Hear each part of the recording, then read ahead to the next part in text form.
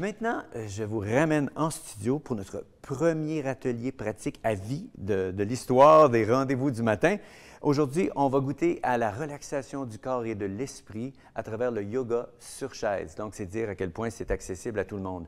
Et pour nous guider, on n'a pas lésiné, nous avons une experte en la personne de Mme Meherbani Kaur Desrochers-Khalsa. Meherbani Kaur est une véritable touche-à-tout. Selon mes notes, elle pratique et enseigne plusieurs formes de yoga. Elle est adepte de la marche méditative et, entre autres, spécialiste en thérapie de longévité du cerveau et en nutrition orthomoléculaire. Toutes des mots qui dépassent mon intelligence, mais si on a le temps, on va en parler un petit peu avec Mme Desrochers-Khalsa. Alors, avant de commencer, Mme Khalsa, je vais commencer par vous souhaiter la bienvenue à notre émission, vous dire un beau bonjour, merci d'être là. Mais avant de commencer, j'aimerais que vous nous racontiez un petit peu comment vous êtes venu au yoga, en Kundalini en particulier, puis au yoga sur chaise, pour nous mettre en appétit. En appétit, certainement. Merci beaucoup, Je vous en prie. Merci. Merci de l'invitation. Alors, je suis arrivée au yoga un peu par hasard. Il y avait un centre de yoga pas loin d'où je travaillais à cette époque-là, et j'ai vu une affiche pour un atelier quelconque. Je disais, je suis libre et je pourrais participer. Et du moment que je me suis assise dans la salle et on a commencé, c'était fini. J'étais rendue chez nous. J'étais vraiment rendue où j'avais besoin d'être. Donc, parfois, on vient au yoga pour des besoins physiques, pour des besoins de relaxation, pour calmer notre stress, pour calmer notre pompon surtout. Hein? Alors, c'était ça. Et pour moi, c'était vraiment aussi une expérience spirituelle, dans le sens que, OK, les tensions sont parties, même juste en m'assoyant, et qu'il y avait plus que mon quotidien stressé, les enfants, le travail et le reste. Donc, c'est là où ça m'a amenée et ça fait 25 ans. Et donc, j'ai toujours, même du début de ma pratique de yoga, j'ai toujours voulu, ça fait tellement du bien, là, je veux le partager avec tout le monde. Bien, parfait. Puis pour ne pas perdre les précieuses choses que vous nous dites, on va prendre une petite pause parce que votre micro ne fonctionne pas bien, m'a-t-on avisé, m'a-t-on susurré à l'oreille. Fait qu'on va prendre une pause, on va aller tout de suite à notre prochain Au cœur des artistes, puis on va faire ce qu'il faut pour qu'on vous entende très bien, vous ne rien manquer de tout ça. Alors, on s'excuse auprès de nos spectateurs pour cette petite interruption de notre première séance à vie de yoga sur chaise. Mes excuses aussi à Meherbani Kaur pour cette interruption. On buvait déjà vos paroles. Fait qu'on va revenir justement aujourd'hui. En plus, je voulais le souligner, vous nous donnez juste un aperçu de ce que c'est parce que, tu sais, normalement, on passerait quand même un peu plus de temps là-dessus. Fait qu'on va parler des bienfaits, on va faire quelques postures et à l'intérieur de ça, on va faire un peu de relaxation et un peu de méditation. Alors, je vous recède la parole. Merci, merci. Donc, allons vers les bienfaits. Donc, on en a mentionné un peu, mais il y a tellement de bienfaits au niveau du yoga. Donc, la pratique que j'offre, ça vient de la tradition du yoga Kundalini, qui compose avec tous ces éléments-là. La pratique physique, la respiration, différentes techniques de respiration, la relaxation, qui est la partie la plus difficile. On sait, c'est très difficile. Et aussi la méditation. Et donc, les bienfaits principaux sont vraiment, la réduction de stress. Ça, de ce temps-ci, c'est extrêmement important. Ça vaut de l'or. Oui, parce que là, on peut penser clairement. Et ensuite, c'est au niveau de notre santé mentale. Donc, prendre un répit, de toujours avoir l'esprit qui tourne, on dort mal, on mange mal, on fait des erreurs et tout ça. Donc, on a vraiment besoin de s'occuper de cet élément-là pour aussi changer notre humeur. Et il y a des différentes techniques qu'on peut faire, très, très simples, pour juste rehausser notre énergie, pour qu'on sente OK, là, oui, là, je peux gérer ce problème-là. Maintenant, là, je sais exactement quoi faire.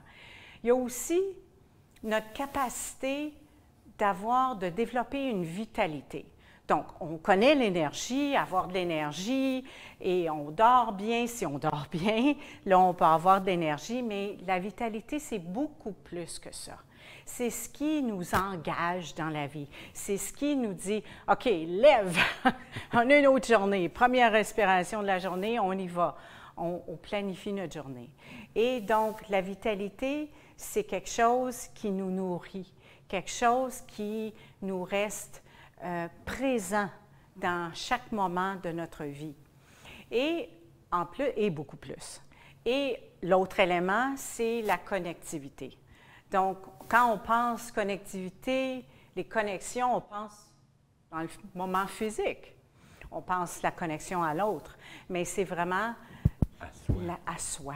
La connexion à soi pour dire, OK, j'ai la capacité de faire telle chose aujourd'hui, peut-être demain, ce sera autre chose.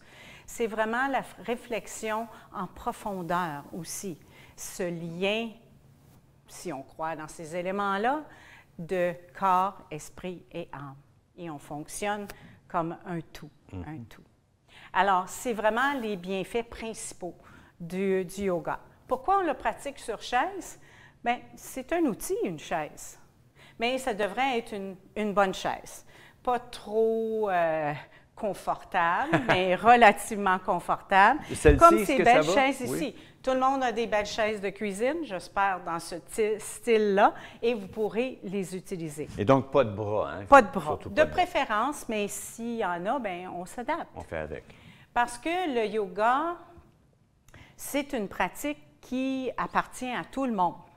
On n'a pas besoin d'être en grande forme pour pratiquer le yoga. On n'a pas besoin d'être un adepte dans toutes les tenues qu'on peut imaginer et faire des postures pretzel, comme j'appelle.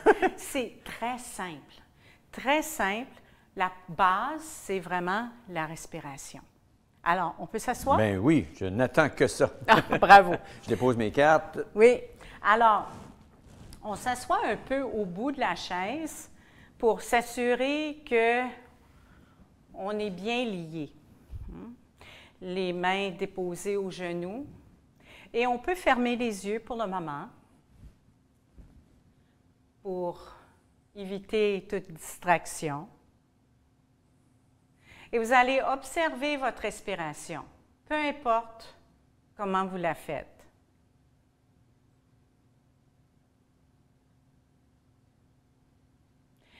En inspirant, le ventre sort. En expirant, on tire doucement sur le ventre. Ça prévient de respirer de façon superficielle et à ce niveau ici, à la poitrine supérieure, parce que ça l'empêche une bonne oxygénation, pas seulement de toutes nos cellules, mais aussi du cerveau, qui est très important. Alors, quand on inspire, le ventre gonfle, on expire, on rentre le ventre. Donc, juste quelques secondes, 30 secondes d'une respiration de cette façon-là, c'est une respiration consciente. Donc, on peut désamorcer tout ce qui se passait dans notre petite tête et qui nous prévenait d'agir de façon appropriée, par exemple. Alors, on va faire quelques exercices. On fait généralement des exercices pour échauffer le corps. Donc, on va commencer par celui-ci. Vous allez faire un cercle. Et ce n'est pas un cercle au niveau des hanches, c'est au niveau du centre du corps. C'est comme si on se donnait un massage abdominal. On se donne un massage au bas du dos. Donc, si on est assis pendant longtemps, peu importe dans la situation, ça étire, ça détend. Et un dernier tour, ce côté ici, et on va aller dans l'autre direction. J'ai triché, moi j'avais déjà changé de côté. Ah, c'est correct. J'ai un petit vite. Restez présent, restez présent.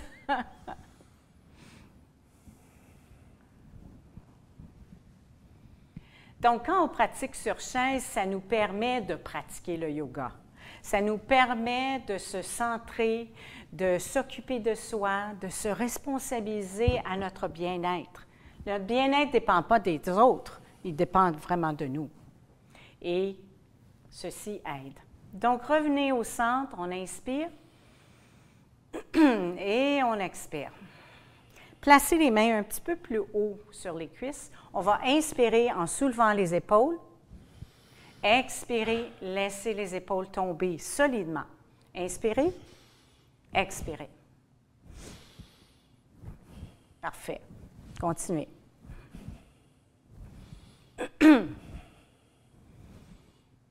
Et une dernière fois. Inspirez vers le haut. Expirez, laissez tomber. Et donc, ce mouvement aussi, qu'on peut pratiquer 30 secondes, 1 minute pour débuter, travaille au niveau de nos épaules, de notre cou, parce que souvent, si on est penché au-dessus de notre ordinateur ou de ça ici, nos téléphones, ça crée une tension au niveau du cou.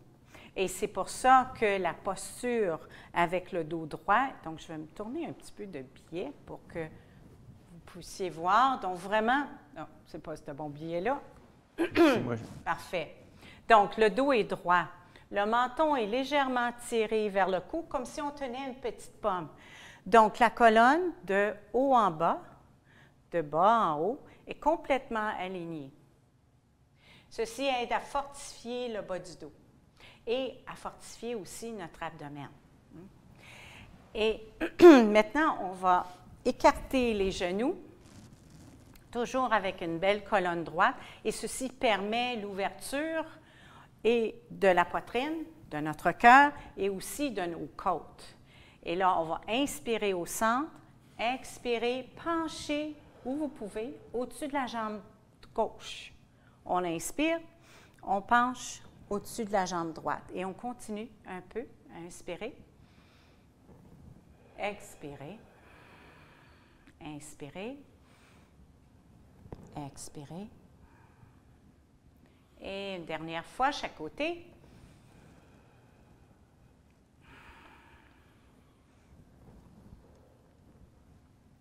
Et inspirez au centre. Et expirez. Une petite question, quand on expirait, est-ce qu'on devait expirer par le nez ou par la bouche? Toujours par le nez. Toujours par le nez. Toujours okay. par le nez, à moins qu'on est congestionné, ça arrive. Donc on peut respirer par la bouche. Le nez, c'est l'appareil parfait pour respirer, qui filtre, qui réchauffe l'air et tout ça. La bouche, ça peut causer certains problèmes, mais on utilise quand même une certaine technique où on expire, où on inspire par la bouche pour un bienfait particulier. Mais en général, c'est par le nez. Parfait. Par le nez, bonne question. Merci. Alors, là, vous pouvez vous installer un petit peu plus parce que le yoga, même les petits moments qu'on fait, vous êtes solide sur votre chaise? Oui, c'est mes batteries, là, le micro qui s'accrochent. Ça ne fait pas partie de moi, ça. Non, non. Donc, même le peu qu'on fait maintenant va avoir une action, mais ça peut être très subtil. Mais la prochaine fois, OK, on voit un effet déjà qui s'amorce et qui va s'accentuer à la mesure du pratique. Donc, faire quelque chose tous les jours, que ce soit 5 minutes, 10 minutes, 15 minutes ou 1 heure, peu importe. Quand on a le temps, on le fait, mais de préférence à une fréquence régulière. Donc, ça l'aide. Je vais vous conter une petite histoire avant qu'on continue. Donc, il y a plusieurs années de ça, je faisais de la moto.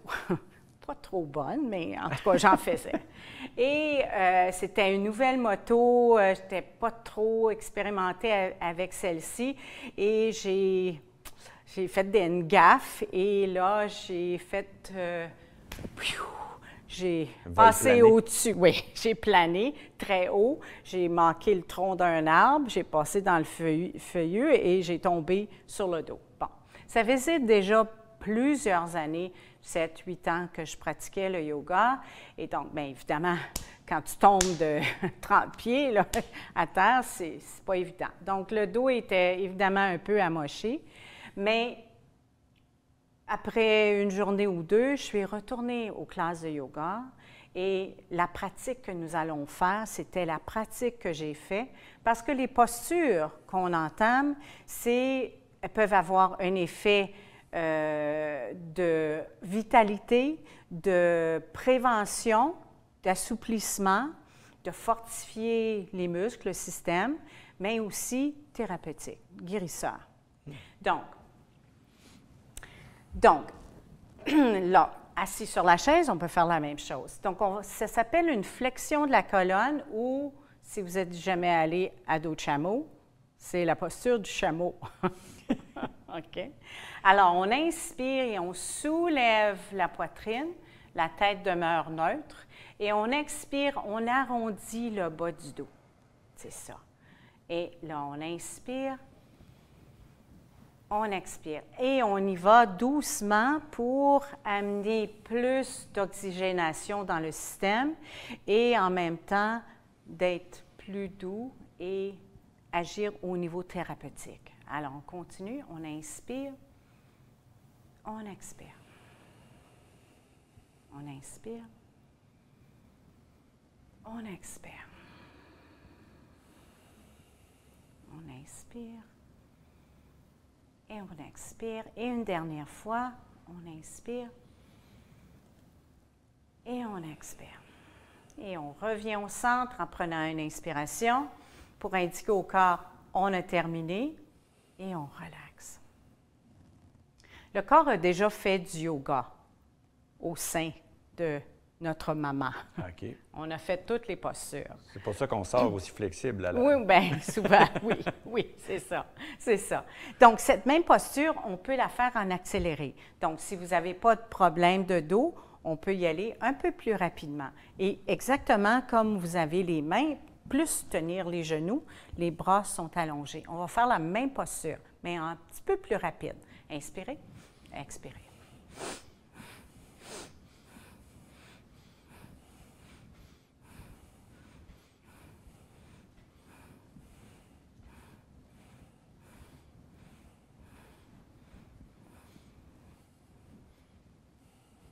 C'est ça. La chaise est un peu basse pour vous parce que l'angle de la jambe n'est pas droit. Peut-être je peux... Parfait. Vous l'avez ajusté.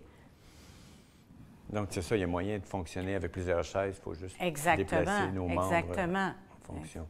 Exactement. L'idée, c'est de garder un angle droit dans les jambes. C'est ça. Okay. Parce que ça permet aussi une meilleure circulation et le lien par terre, on l'a ici. Quand on s'assoit, bien, on l'a au niveau de nos os fessiers. Donc, ça l'agit de la même façon. C'est ça, donc d'être bien ancré dans le sol. Bien ancré dans le sol. C'est ça. Et bien avoir le dos droit. Excellent. Alors, la dernière posture qu'on va faire, et ensuite on passera à la partie la plus difficile. On va s'accoter au dossier. Donc, parce que cette...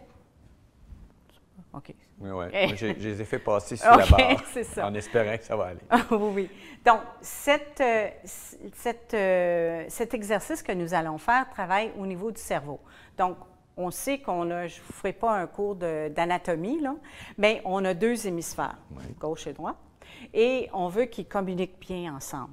Et donc, des exercices comme celui qu'on fera contribuent à une meilleure connexion, une amélioration de ces liens entre les deux hémisphères. Alors, on va lever le bras droit et la jambe gauche. On expire. On inspire les points inverses.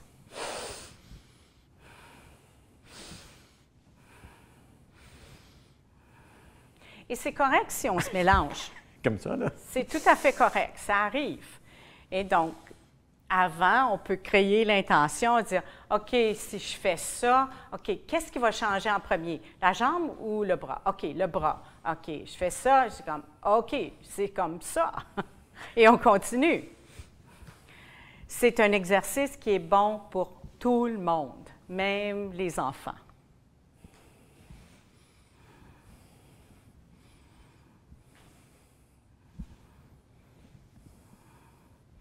Dernière fois. Et inspirez, levez les deux jambes. Expirez et là, bougez. Pas trop. OK. Alors, voilà. Donc, maintenant, on est prêt. On a bougé l'énergie. Donc, on a travaillé ce qu'on connaît, cette force de vie, on appelle le prana dans le yoga, peu importe le type de yoga, mais dans d'autres traditions comme le tai chi, c'est le chi. Okay. Le chi ou le ki. Alors, on est prêt à s'installer. Donc, les jambes peuvent être allongées, déposer les épaules, la tête, le cou, la mâchoire sont confortables. Et vous pouvez fermer les yeux. Et amenez votre attention au niveau de vos pieds. Vous sentez les pieds au sol, vous pouvez bouger les orteils et longer les jambes jusqu'au bassin et le devant du corps jusqu'aux épaules. Concentrez au niveau des bras, des doigts, des mains. On remonte le bras. On traverse pour aller à l'autre bras, de la même façon jusqu'au bout des doigts. On remonte jusqu'à l'épaule, on arrive au cou. Consciemment, on détend le cou avant, des côtés, arrière. La tête devient un peu lourde. C'est correct. On continue à respirer consciemment. Notre attention est maintenant allée au survol de la tête, du derrière, au sommet, le devant. Donc, détendre les yeux, détendre les joues, la bouche, les oreilles, le nez, le menton et la mâchoire, pour finalement redescendre le cou et longer vers l'arrière et descendre, suivre la colonne jusqu'en bas et accéder maintenant aux cuisses, aux jambes, arrière, pour arriver au talon et à la plante des pieds. Et dans ce parcours, si on ressent une tension quelconque ou même une douleur, y arrêter et respirer à cet endroit-là pour calmer ce qui a à calmer. Maintenant, on prend une grande inspiration. Expirez. Bougez les chevilles, roulez les chevilles, roulez les poignets. Et on s'étire vers le haut. On étire les jambes. On expire, on laisse les bras tomber et on relaxe. Ça va? Oui, ça va bien. Ça fait du bien. Ça fait du bien. Donc, on peut voir, juste par l'expérience de Richard, juste un petit peu, tous les jours, on peut se sentir bien, avoir notre énergie pour entamer notre journée ou ce qui nous attend, connu et inconnu. Et je me permettrais d'ajouter que même si on travaille beaucoup à l'ordinateur, de prendre des pauses comme ça, on est déjà assis, pas d'excuses, on peut faire beaucoup de ces mouvements-là que vous nous avez montrés. Tout à fait. Et il y en a beaucoup d'autres aussi, qu'on peut faire, évidemment. Mais aujourd'hui, je tenais à aussi, là, on passe maintenant à la partie plus méditative. Je tenais vraiment à partager avec vous une méditation qui est simple, qui utilise des sons, c'est des phonèmes, S-T-N-M-A, qui existent dans toutes les langues. Sa, ta, na, ma. On utilise le son en aussi le mouvement des doigts. Donc, on pousse le pouce, on l'applique à l'index, au majeur, à l'annulaire et l'auriculaire. Et on revient à l'index. On dépose les mains. Donc, ce que ça fait, c'est que ça garde notre attention. Si on fait ça, on va s'endormir. Tu sais, des mouvements répétitifs, on s'endort.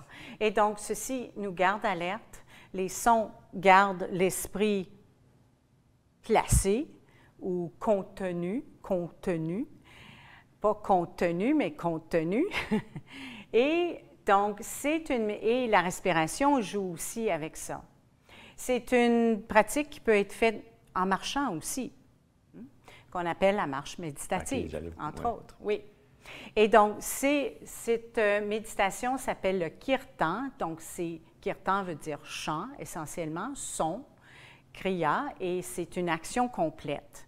Et ce que ça fait, les méridiens, donc, se lient à différentes composantes du cerveau. Et il y a à peu près 25-30 ans de recherche sur l'efficacité de cette méditation-là en ce moment, même pour les personnes qui ont un début soit de démence ou d'Alzheimer.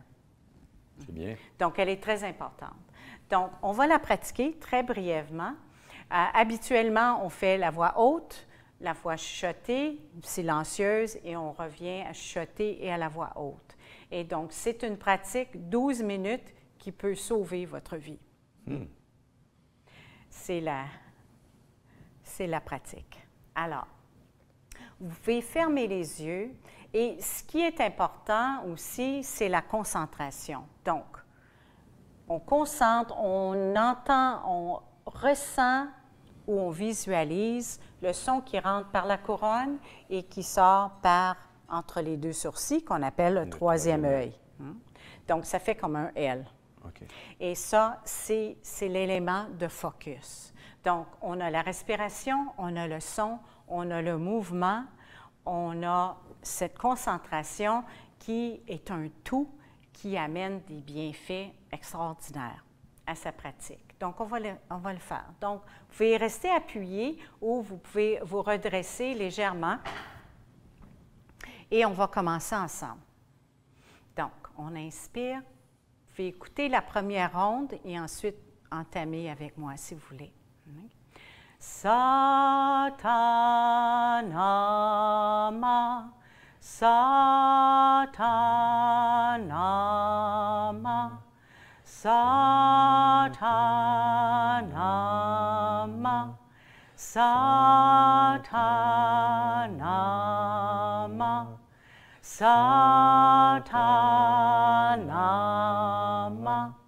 Satanama, Satanama, Satanama,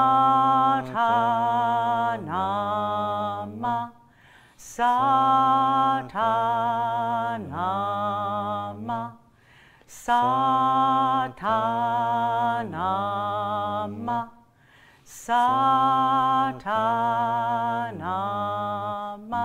Dernière fois. Satanama. Et inspirez. Expirez et relaxez.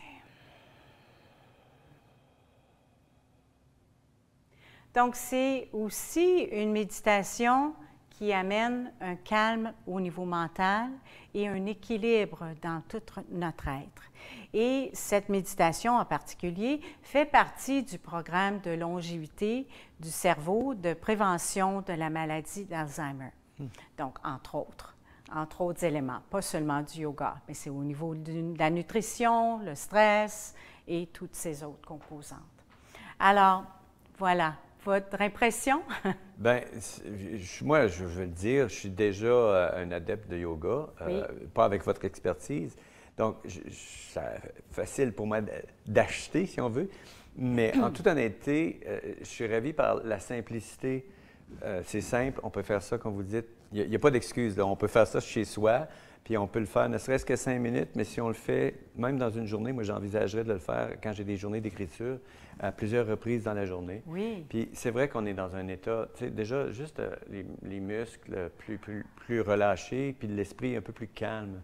Et donc, ça, c'est des trésors, là. C'est des trésors. C'est vraiment, c'est pas la pilule magique parce que c'est pas la prendre et attendre qu'il y ait des effets, mais c'est vraiment prendre ces simples outils pour s'aider. Oui, qui sont à la portée de tous, qu'on oui. connaît une mobilité réduite, qu'on ait justement des troubles du cerveau, on va dire ça comme ça, qu'on vive beaucoup de stress, ou tout simplement qu'on n'a juste pas le temps toujours d'aller faire du sport puis de bouger. Déjà, de faire cette activité-là, ça nous, ne serait-ce que nous connecter avec notre corps. Si vous parliez tantôt d'avoir une approche qui est holistique, le corps et l'esprit comme un tout, bien, on le voit en le faisant que c'est connecté, tout ça. Parce qu'à mesure qu'on se calme, le corps aussi, il y a moins de petites tensions. C'est ça, c'est ça, c'est ça. Bien, écoutez, un mot de la fin? Un mot de la fin? Ah, un mot de la fin. Ah, voilà. Le mot de la fin. C'est si vous voulez avoir un changement dans votre vie, peu importe à quel niveau, il y a des mouvements à faire. Il n'y a pas de changement sans mouvement. Mouvement du corps, on l'a fait. Mouvement du souffle, on l'a fait. Mouvement aussi du mental. Et quand on a la capacité de faire ces 3 changements-là, tout est possible. Et finalement, un petit peu va très loin.